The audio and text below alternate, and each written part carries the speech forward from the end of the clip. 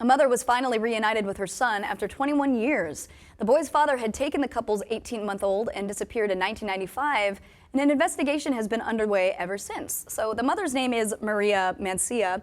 The father's name is Valentin Hernandez, and he took the son in 1995. So just to give you an idea, I guess it's unclear exactly what the issues were, but there were some kind of relationship issues taking place.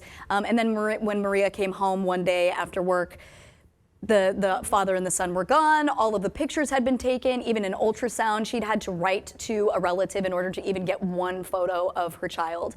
She immediately reported this to the sheriff's department. The DA's investigators were working on this, but it was unclear, really what they were able to do at this point. But then back in February of this year, there was a tip that the father and the son had been living they were living in Puebla, Mexico.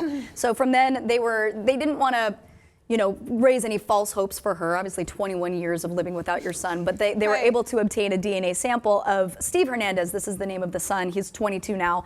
So they were able to get a DNA sample. They were able to confirm that, and then he was brought back to the United States yesterday because he is a United States citizen, so there were no real issues of bringing him back.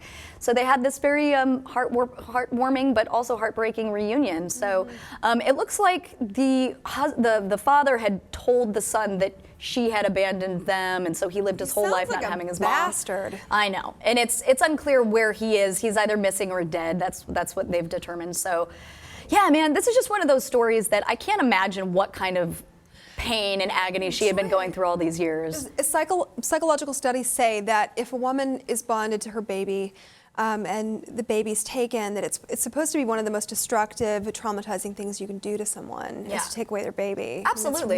It's really messed up. But we're not talking about a pedophile or a child abductor. We're talking about the kid's dad. The father, right. But I mean, it's still kidnapping, if you consider that. We don't know the details of the case. We don't know the details of what kind of family troubles they were going through. But still, if you are going to go through any kind of divorce or any legal proceedings, you have to go through that. You can't just disappear.